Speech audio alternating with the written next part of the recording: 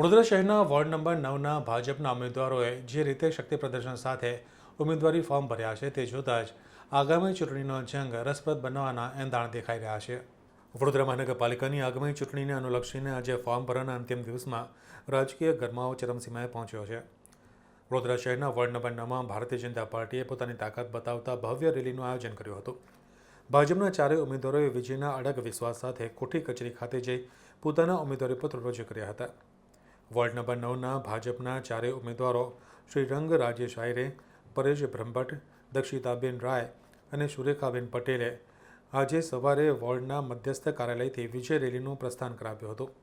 આ રેલીમાં પૂર્વ શહેર ભાજપ પ્રમુખ ડૉક્ટર વિજય શાહ, શહેર ભાજપના કારોબારી સભ્ય અને પૂર્વ કાઉન્સિલર રાજેશ આયરે તેમજ પૂર્વ કાઉન્સિલર પૂર્ણિમાબેન આયરે વિશેષ રૂપે ઉપસ્થિત રહ્યા હતા। સંગઠનના હોદ્દેદારો, મોટી સંખ્યામાં કાર્યકરો આ રેલીમાં જોડાયા હતા અને ઉમેદવારોને પ્રોત્સાહિત કર્યા હતા। ઉપસ્થિત મહાનુભાવોએ ચારેય ઉમેદવારોને પુષ્પગુચ્છ આપી અને મોં મીઠું કરાવી વિજય ભાવના આશીર્વાદ પાઠવ્યા હતા। વોર્ડ નંબર 9ના કાર્યાલયથી નીકળેલ આ rally Arya sites, Vrajbhumi, Gujarat housing board અને ઝાંસી કી રાણી ચોક જેવા વિસ્તારોમાં ફરી હતી। રેલી જ્યાં જ્યાંથી પસાર થઈ ત્યાં સ્થાનિક રહીશો અને વેપારીઓ દ્વારા ઉમેદવારોનું ભવ્ય સ્વાગત કરવામાં આવ્યું હતું। ઢોલ નગરના નાદ અને ભારત માતા કે જયના નારાઓથી સમગ્ર વાતાવરણ ગુંજી ઉઠ્યું હતું।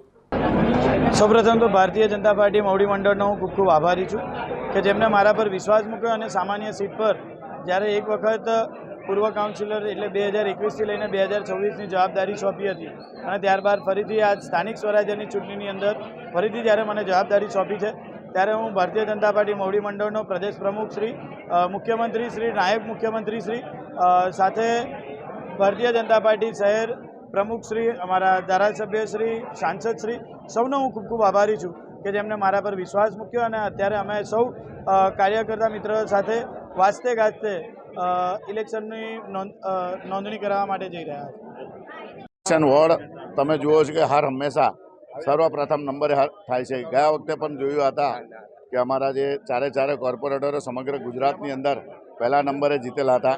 આજે પણ અમે વડોદરા શહેરની અંદર ભારતીય જનતા પાર્ટીના 76 કમળમાં આ એક વોર્ડ નંબર 9 એવો છે કે જે અમે સૌથી વધારે વોટથી જીતવા આપવાની આ વિસ્તારના લોકો વતી હું ગેરંટી આપું છું।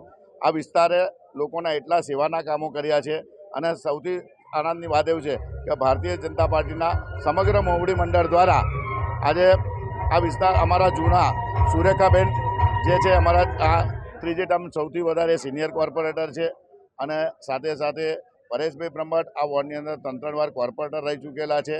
અમારા પૂર્વ કોર્પોરેટર એવા કંચનબેન રાય જે 2 ટર્મ આ વિસ્તારમાં હતા અને એમના પુત્રવધુ જે અમારા દીક્ષિતાબેન છે એ પણ એક પોતે એડવોકેટ છે અને સારા એવા આ કાર્યકર્તા છે અને વડોદરા શહેરને સમગ્ર ગુજરાતમાં સૌથી વધારે વોટથી શ્રીરંગ જ્યારે પહેલી ટર્મમાં જીતેલો અમારા ડૉક્ટર વિજયભાઈ, કેયુરભાઈ સમગ્ર મોવડી મંડળના આશીર્વાદથી ગયા વખતે તમે જોયું હતું કે અમારી જે પેનલ હતી આખા ગુજરાતમાં પહેલા નંબરે જીતેલી। આ વખતે પણ ભારતીય જનતા પાર્ટીની ટીમ સાથે સાથે અમારા સાયનાથના હજારો કાર્યકર્તાઓ ખૂબ તન મન ધનથી મહેનત કરશે અને આ વખતે પણ અમે વડોદરા નહીં પણ આખા ગુજરાતમાં પહેલા નંબરે આવીશું। અમને વિશ્વાસ છે કે આ વિસ્તાર હર હંમેશા અમારે સુખમાં અને દુઃખમાં રહેલો છે એટલે આજના દિવસે વિસ્તારને પણ પ્રોમિસ કરીએ છીએ કે આ પેનલ ગયા વખતની જે પેનલો હતી જે રીતના કામ કર્યું હતું એના કરતાં વધીને, કારણ કે આ વખતે અમારી જોડે સિનિયર થયા છે અને સાથે શ્રીરંગ પણ સિનિયર થયો છે, સુરેખાબેન સિનિયર છે, પરેશભાઈ સિનિયર છે અને દીક્ષિતાબેન પોતાના બધા જ પરિવાર સાથે હર હંમેશા સાથે રહ્યા છે। તો આજના દિવસે અમારે ભારતીય જનતા પાર્ટી કાર્યાલયથી અમારા પૂર્વ પ્રમુખ એવા વિજયભાઈ શાહ એમના હસ્તે આજે વિજય સંકલ્પ રેલી સાથે અમે અહીંથી કોઠી કચેરી જઈએ છીએ। આ વિસ્તારના તમામ નાગરિકોને ખૂબ અમે પ્રેમ આપ્યો છે। આજના દિવસે બહુ મોટી સંખ્યામાં બધા હાજર રહ્યા છે તો સાથે સાથે બધાને જ જણાવીએ છીએ કે આપ 26 તારીખના રોજ બધા જ કમળો વડોદરા શહેરનું કોઈ એક કમળ બાકી ના રહે પણ વોર્ડ નંબર 9 એ પહેલા નંબરે આવે તેવી બધાને પ્રાર્થના કરું છું અને આવશે જ। જય સાંઈનાથ।